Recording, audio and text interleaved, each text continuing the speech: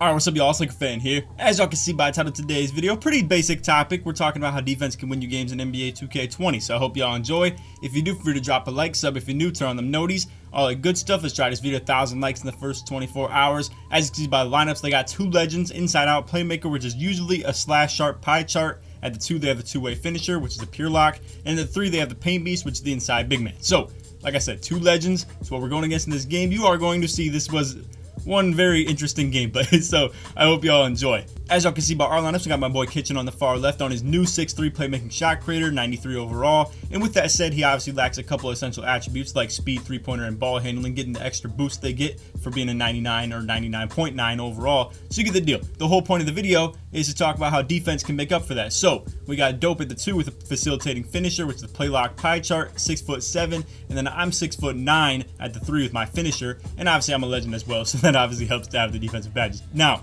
like I said, this is a very interesting gameplay, very different from what you would normally see from us. I'm not gonna lie to y'all. So in this gameplay, the key point that I want to focus on as far as our defense goes is the versatility. Dope lining up at the 2 at 6'7". I love playing with the tall locks. Anything from 6'7" to 6'9" who feel comfortable switching on to bigs, being able to play side defense properly, where we both just take away the three-pointers of the other team's point guard, get good chase down opportunities as far as the big man rolling to the hoop, or even the guard driving off a screen or something like that as well.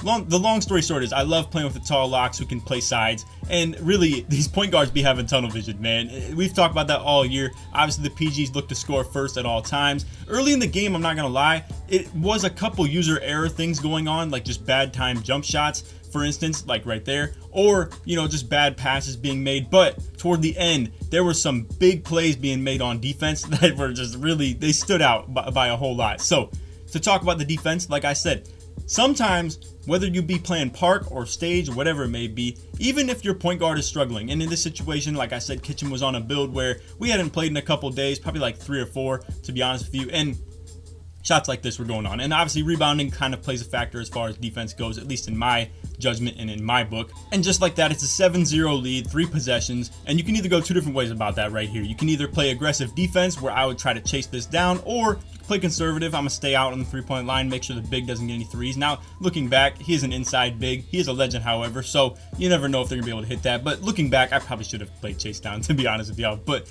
anyway, that whole 7-0 lead, or just 3 possessions, whatever it may be, is massive in the stage. And those get created by playing good defense, and situations like this where you can just take your 2s and play solid defense and just keep yourself in the game and play very conservative to this point, not give up any 3s, but give up 2s if they so choose to. But in some teams, they just don't choose to. So you're gonna see a lot of situations where they're not gonna set up very good screens, they're not gonna set up good slips. And I just wanna show some props to Dope's defense right here. He sees me get beat off the drive from the point guard, but the big man is sitting paint, and obviously the guard isn't going to just drive straight in him, so the guard fades out to the mid. Dope gets the 100% smothered. However, you would think this is a free board, right?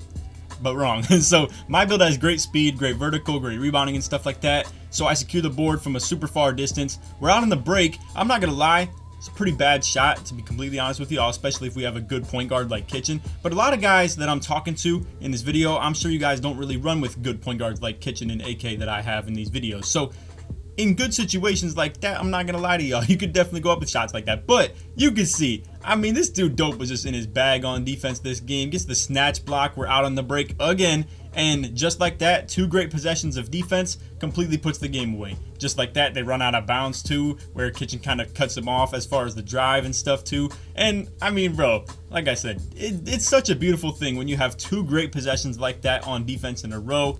And not only was he in his bag on defense, but check this out too. Gets a nice little catch right here. Dude plays him too tight. Dunks on the big man. I mean, at this point, bro, these guys were already done. You can see 15-2 just like that. And like I said, this is all built off playing good defense. We haven't set up a clean pick and roll set in the first place, other than the inbound that we started the game with, where really, if the other team started with the ball, we might have even had some fast break points off that too. But you guys get the deal.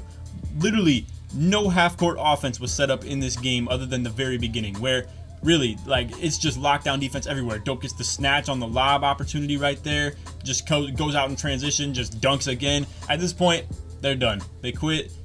We might as well just fast forward to the end of the gameplay. And that stat line looking tough, but to stay on the point that I was just talking about, we didn't set up any half-court offense. Kitchen's 1 3-pointer was off an offensive rebound, kick out, catch and shoot green, where like I said, I mean, we didn't even do any actual pick and rolls or anything like that. Maybe we had one slip along the way as well. But other than that, it was almost all fast break offense. And it was all set up by Dope getting crazy defensive plays, me playing solid defense as well. And honestly, I'm not gonna lie, I didn't even put up too much of the defensive end. Dope was over here making plays, flat out. And like I said, defense can absolutely win you games. And I don't know if I addressed this or not, but Dope is on a build that literally does not have a good steal rating at all. He has like literally 48 steal on a lockdown build. Like I said, it was more of like a play lock where it's built for 2v2 to ISO and still play solid defense. But you can see, I mean, he has play takeover and has 18 defensive badges with no steal rating. I would love to see this dude on an actual lockdown build, and I can't wait for it next year if he decides to do so.